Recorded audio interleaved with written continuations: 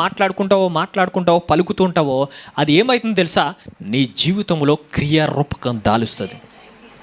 నువ్వు ఎక్కువ నీ జీవితంలో, నీ శరీరంలో, నీ జీవితంలో ఎక్కువ నువ్వు చెడుని ఇమాజినేషన్ చేసుకున్నావు అనుకో, చెడునే మాట్లాడుకుని చెడునే ఇమాజినేషన్ చేసుకున్నావు అంటూ ఆ చెడే జరుగుతుంది నీ లైఫ్లో. ఏం జరుగుతుంది? ఆ చెడే నీ జీవితంలో కనపడుతుంది.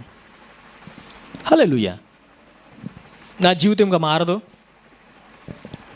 నా శరీరంలో ఏదో ఒక రోగం, ఏదో ఒక నొప్పి, అసలు దేవుడు లేడు, ఏం లేదు, దేవుడు నన్ను పరుచుకోవట్లా, ఇలా అని చెప్పేసి దెయ్యం నా జీవితంలో పనిచేస్తుంది, అపవాది పనిచేస్తుంది, ఎవడో ఏదో చేస్తున్నాడు, ముళ్ళులు గుచ్చుతున్నాడు, మేకులు గుచ్చుతున్నాడని నువ్వు ఇమాజినేషన్ చేసుకుంటున్నావు అనుకో, నువ్వు ఆలోచించుకుంటున్నావు అనుకో, నీకు అదే గుచ్చింపబడతాయి.